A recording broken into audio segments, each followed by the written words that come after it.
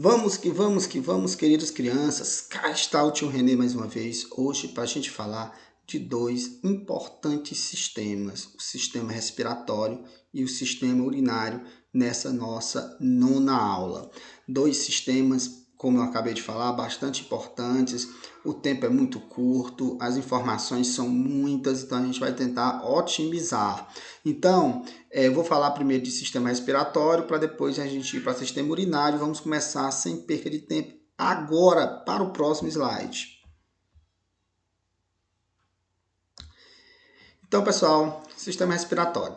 Tio, quais são os componentes do sistema respiratório? Nós temos três importantes componentes aí do sistema respiratório, que são as vias aéreas, a superfície de trocas gasosas e os pulmões.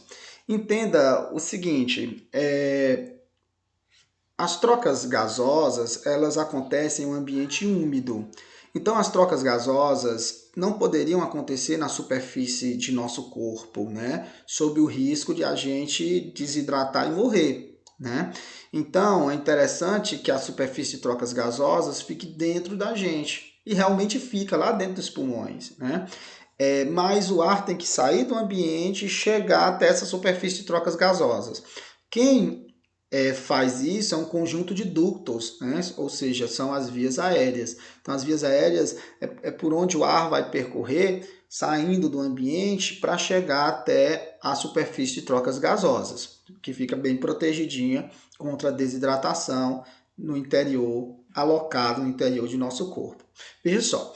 Então, vamos ver essas superfícies, essas vias aéreas.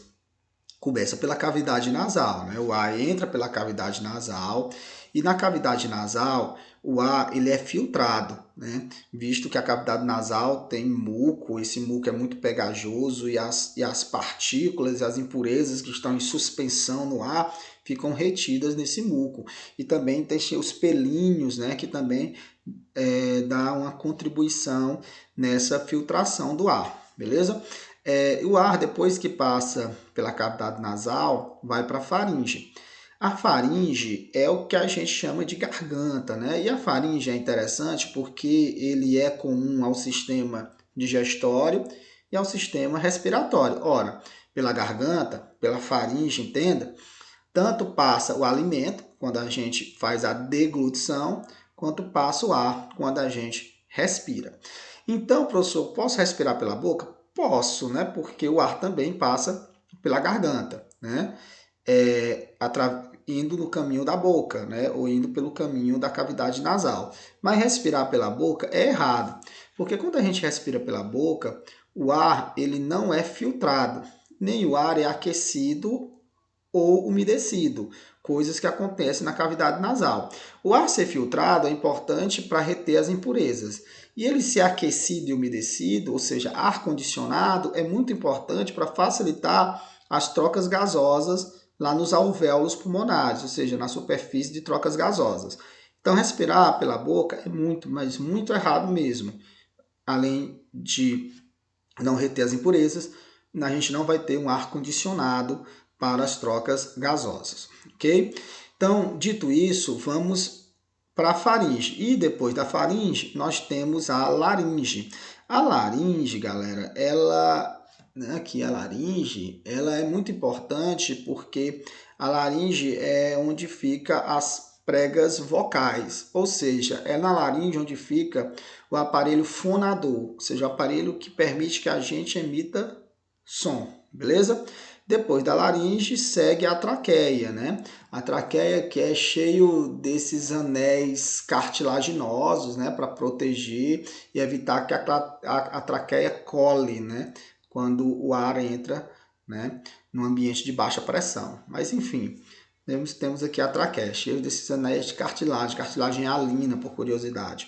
E a traqueia, próximo dos pulmões, né, ela bifurca, ou seja, ela se divide em duas, que a gente chama de dois brônquios, né?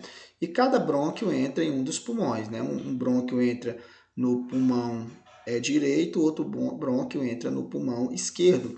E nos pulmões, os brônquios vão se dividir em bronquíolos, que vão se dividir em outros bronquíolos, em outros bronquíolos, em outros bronquíolos, né? Então, a gente vê isso aqui melhor. Vamos para cá. Então, eu tenho aqui a laringe, né, o aparelho fonador. Aí eu tenho a traqueia se bifurca em 2 brônquios e os brônquios penetram em cada um dos pulmões. E dentro dos pulmões, os brônquios se dividem em bronquíolos, que se dividem em outros bronquíolos, que dividem em outros bronquíolos, ok? Formando uma coisa que a gente chama de árvore brônquica. E no final de cada um desses bronquíolos, nós vamos ter alvéolos pulmonares. Então, no final de cada um desses bronquíolos, nós vamos ter cerca de 300 milhões de bronquíolos terminais, né? Tem cerca de 300, ou seja, a gente começa aí com 2 brônquios e vai se ramificando, até no final a gente ter 300 milhões de bronquíolos terminais. E cada um desses bronquíolos terminais, na sua ponta, tem os alvéolos pulmonares. E os alvéolos pulmonares é a superfície de trocas gasosas. Okay? Então, nos alvéolos que ficam no final de cada bronquíolo terminal, né, que acontece as trocas gasosas, ou seja, o oxigênio vai para o sangue e o gás carbônico segue o sentido contrário. Okay? E o sangue que ora era venoso se transforma num sangue arterial. Okay? Aquela famosa circulação pulmonar, né, ou pequena circulação. Tranquilo? E, professor, e os pulmões? Os pulmões, nós temos 2 pulmões, né? O pulmão direito, ele é trilobado, ó, tem 3 lobos, 1, 2, 3 lobos. E o pulmão esquerdo é bilobado, né? Tem 2 lobos, esse maiorzinho e esse menorzinho. Então, trilobado, bilobado, pulmão direito, pulmão esquerdo. O pulmão direito e o pulmão esquerdo, enfim, os pulmões, eles são órgãos saculiformes e elásticos. E essa elasticidade é muito importante porque o pulmão ele se enche e esvazia de ar. E quando o pulmão se enche e esvazia, vai permitir a ventilação dos alvéolos, né? E esses alvéolos sendo ventilados, ou seja, o ar chegando até os alvéolos, vai acontecer as trocas gasosas, que inclusive a gente chama de hematose, né? Aqui é a hematose, o oxigênio indo para o sangue e o gás carbônico seguindo o sentido contrário, a gente chama isso de hematose. Então, por conta do pulmão, os pulmões serem esses órgãos saculiformes, onde eles se enchem, se esvaziam, né, que vai permitir que as vias respiratórias levem o ar até a superfície de trocas gasosas. Tranquilo? Mas vamos continuar. Sim, falando nisso, vamos ver os movimentos respiratórios, né? E os músculos envolvidos, logicamente, nesses movimentos respiratórios. Os movimentos respiratórios são a inspiração e a expiração. Aqui era para ser expiração, me desculpe, né?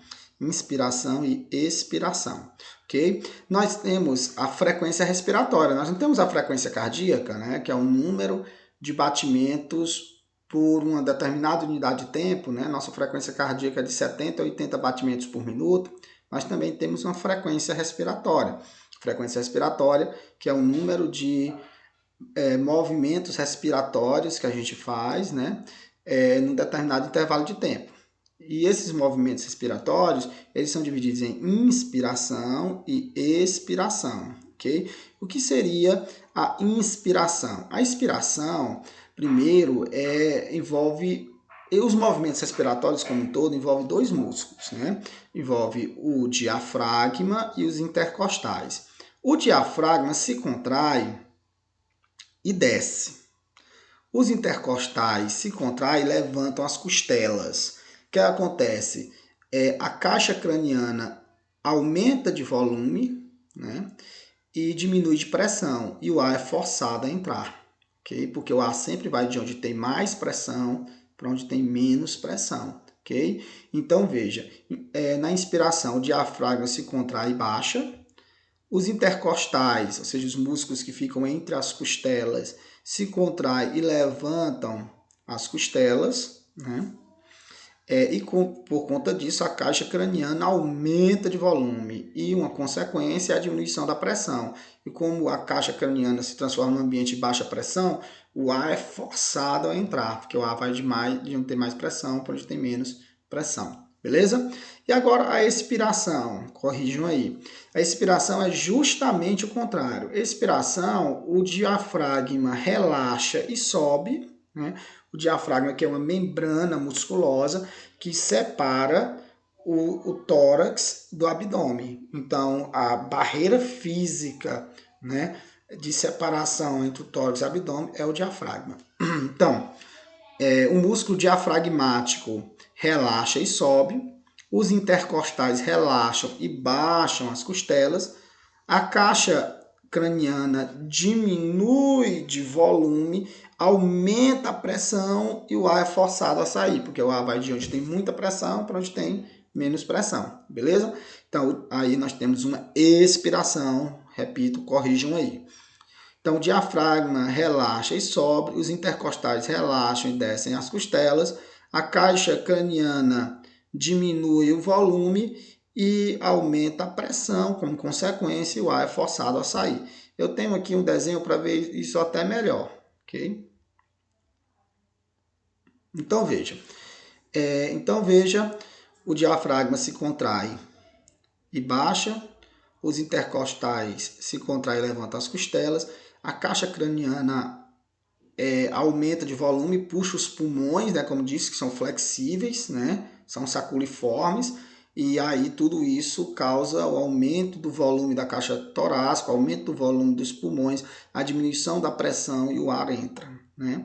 Então, na expiração é justamente o contrário, né, onde o ar sai cheio de gás carbônico, né? O diafragma relaxa e sobe, né?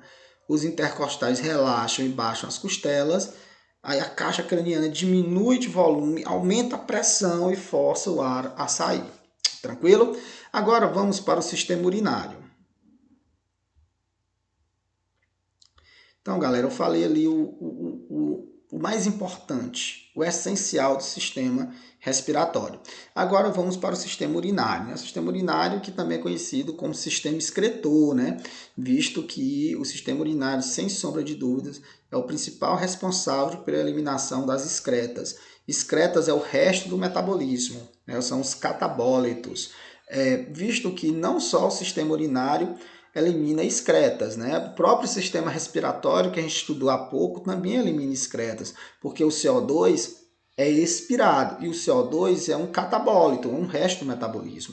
Então, o sistema respiratório também elimina excretas, mas sem sombra de dúvida, o sistema respiratório é o principal responsável por eliminar excretas, ok? Olha, então o sistema urinário. Quais são os componentes do sistema urinário? O sistema urinário tem como componente os rins e as vias urinárias, né? As vias urinárias que são os ureteres, a bexiga e a uretra. Então, o sistema urinário, portanto, rins e vias urinárias.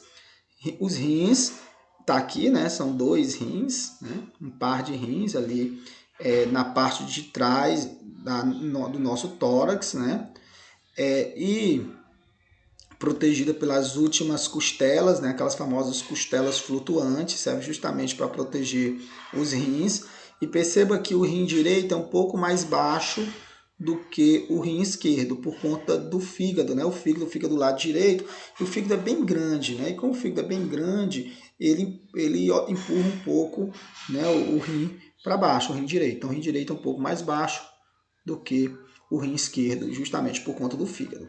Os rins são muito importantes, porque os rins, eles são responsáveis por eliminar, por filtrar o sangue, né? Filtrar o sangue, e ao filtrar o sangue vai tirar as excretas, ou seja, os restos do metabolismo, vai tirar as coisas que estão em excesso também, os sais minerais que estão em excesso, se a água estiver em excesso, ou seja, os rins vão servir para manter constante a concentração dos líquidos de nosso corpo, ok? Então, e o rim é dividido em duas partes, como eu vou mostrar melhor para vocês no outro slide. O rim é dividido em córtex. O córtex é a casquinha do rim, né? Imagine que eu pego uma laranja e corte a laranja. Imagine que essa laranja é o rim. Então, eu cortei a laranja, eu cortei o rim. A casquinha da laranja é o córtex, ok? E o miolo da laranja é a medula. O córtex, que é a casquinha do rim, é a região mais importante do rim, porque é no córtex onde estão os néfrons. E os néfrons é a unidade funcional do rim. Então, a região do rim mais importante é o córtex, visto que é lá onde estão os néfrons, e os néfrons que fazem as coisas do rim, ou seja, quem filtra o sangue. Aí a gente tem o miolo da laranja, ou seja, o miolo do rim, que a gente chama de medula, que é onde o sangue é capturado, né? Recebido. Olha, então veja só. Aí nós também temos as vias urinárias. Então, vemos, nós temos um par de rins, né? Parece feijões. Aí a primeira via urinária que eu quero mostrar para vocês são os ureteres, né? De cada rim. Então, no córtex é produzida a urina, na medula a urina é recolhida e a urina é repassada para os ureteres. Os ureteres levam essa urina até a bexiga, onde a urina fica armazenada por um tempo e depois ela é eliminada através da última via urinária, que é a uretra, né? Então veja que eu tenho aqui no corpo de um homem os rins, percebam, né, que um mais alto, outro mais baixo, né? O direito é mais baixo. E perceba que ele fica protegido pelas últimas vértebras, ou melhor dizendo, pelas últimas costelas, né? Aí tem os ureteres, aí tem aqui a bexiga, né?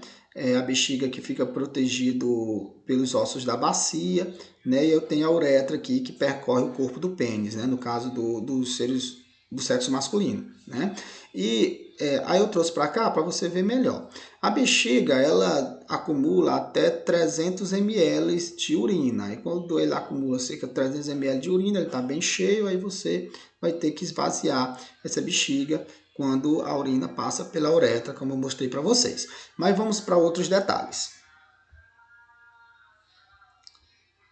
Então, pessoal, olha, vamos ver com mais calma e paciência esse rim. Então, eu fiz um corte aí longitudinal do rim, né, para a gente ver o rim por dentro.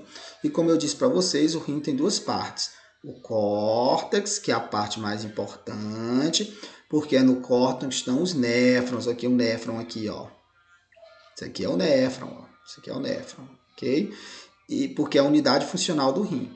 E aqui o miolo do rim a gente chama de medula, e é onde a urina é recolhida. A urina é recolhida aqui na medula, porque é na medula onde tem os ductos urinários. E todos esses ductos urinários, eles vão jogar a urina aqui na pelve renal. E da pelve renal, a urina vai para o ureter, ok? Beleza? Então, vamos ver com mais calma e paciência esses néfrons, visto que é a unidade funcional dos rins. Vamos lá. Então, queridas crianças, calma. Então, imagine que eu fui lá no córtex renal e do córtex renal trouxe esse néfron para vocês, né? Então, o néfron, ele é dividido em algumas regiões. Nós temos a cápsula de Bowman, né? A cápsula de Bowman, né? A cápsula de Bowman recebe o glomérulo. O que é esse glomérulo? Voltando aqui para o slide anterior.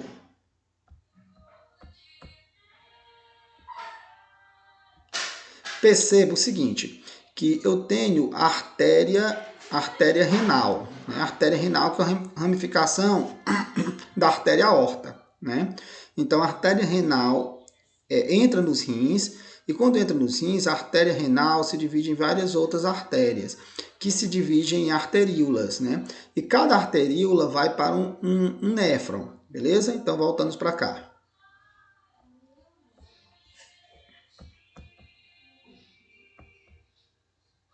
Opa, quase não consigo. Veja só. Então, a arteríola aferente, ela é a que chega na cápsula de Bowman. Então, a arteríola aferente, ela se ramifica em vários capilares. E esses capilares aqui formam o glomérulo. Então, tem uma cápsula de Bowman, e a cápsula de Bowman recebe a arteríola aferente, que dentro da cápsula de Bowman, essa arteríola aferente se ramifica em vários capilares, e esses vários capilares é o que a gente chama de glomérulo, ok? Aí o que sai da cápsula de Bowman é a arteríola eferente. Mas enfim, mas além da cápsula de Bowman, eu tenho o tubo contorcido proximal, a alça de Henry e o tubo contorcido distal, e tudo isso vai parar nos ductos coletores de urina. Então, pessoal, eu quero que vocês entendam o seguinte, que o sangue chega pela arteríola aferente aqui no glomérulo. E lá aqui no glomérulo, o sangue é filtrado, ou seja, por conta da pressão ali arterial, todo o plasma, né, é jogado aqui na cápsula de Bowman, né, que a gente chama de filtrado glomerular. E aí, esse plasma, né, ele no decorrer dos tubos néfricos, né, nos tubos néfricos, ele vai sendo reabsorvido os nutrientes. Né? E quando chega aqui no final, a gente tem a urina. Pra você ter uma ideia, cerca de 180 litros de filtrado dia é produzido, né? Mas de urina apenas 1,5 litro. Ou seja, a imensa maioria do que é filtrado aqui depois é reabsorvido. Para no final, conforme a gente vai percorrendo os ductos néfricos, né, todas as coisas importantes, ou seja, os aminoácidos, a glicose, a maioria dos sais minerais, né, tudo vai sendo, a água, vai sendo tudo absorvido, né, reabsorvido. E no final do tubo dos ductos néfricos, aí a gente tem ali 1,5 litro de urina, né, dia, né, e que vai para os ductos coletores de urina, e os ductos coletores de urina seguem lá para a medula do rim, e da medula para a pelve renal, e da pelve renal para os ureteres, do ureter para a bexiga, da bexiga para a uretra e da uretra para fora de nosso corpo. Então, pessoal, isso foi uma visão ampla aí de sistema respiratório e sistema urinário. Na próxima aula a gente vai falar de outro sistema, salvo engano, sistema endócrino, ou seja, vamos falar dos hormônios do nosso corpo. Então, até nosso próximo encontro. Tchau!